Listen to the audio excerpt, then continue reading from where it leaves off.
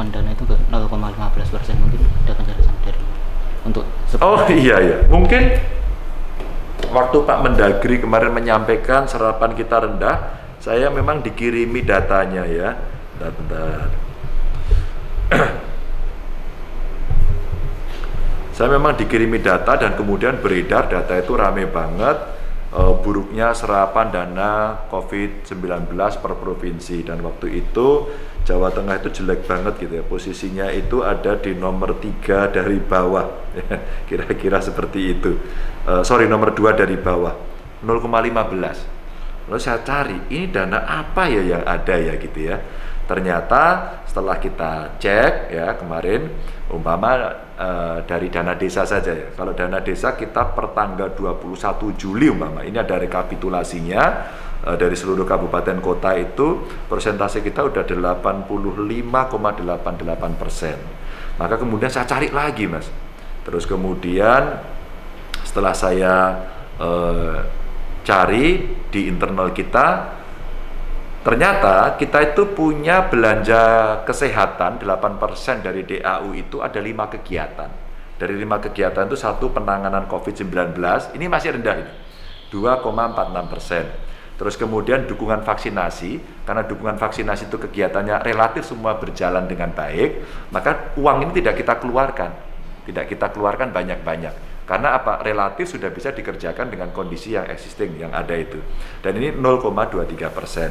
Dan dukungan pada desa kelurahan yang ada, karena relatif mereka juga sudah bisa menjalankan, ini 4,13%. Nah, insentif tenaga kesehatan ini yang kemarin rame. Kan Pak Mendagri intinya sebenarnya di sini. Apakah insentif sudah dikeluarkan? Maka ada 19 yang diperingatkan. Saya kemarin, wah, kalau serapan kita kecilnya kayak gini, mestinya Jawa Tengah juga diperingatkan. Dan kalau perlu kita diperingatkan yang pertama karena kita terendah nomor 2. Ternyata konteks mungkin dari Pak Mendagri kemarin adalah tenaga nakes. Nah, kalau tenaga nakes kita lumayan, 66,31%. Udah terserap. Dan kemudian ada belanja kesehatan lainnya, ini cadangan memang belum kita belanjakan. Jadi total kita sebenarnya kita sudah 15,65%.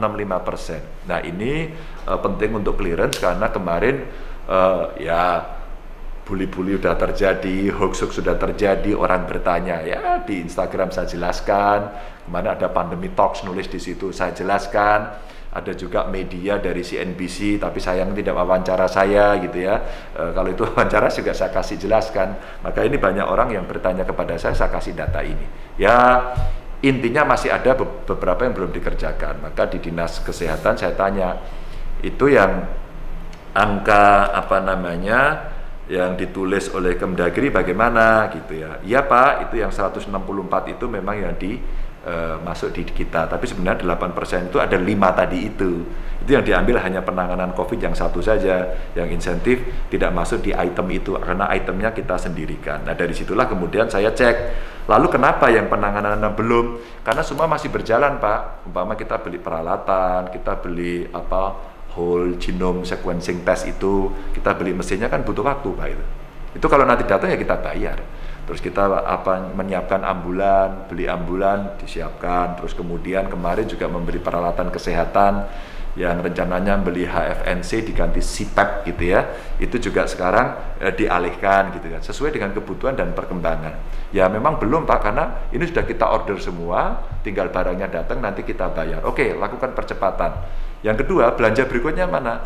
Belanja berikutnya baru kemarin hari itu direview oleh inspektorat, jadi hari Jumat baru selesai beberapa item yang mau dibelanjakan, karena Jawa Tengah memang sebelum dibelanjakan dalam konteks darurat ini harus direview oleh inspektorat semuanya gitu. Tapi saya sampaikan ya tetap harus dipercepat, meskipun ada penjelasan ini saya minta kepada teman-teman lain harus dipercepat, dan memang kalau jelek Jawa Tengah harus diperingatkan oleh Mendagri ya.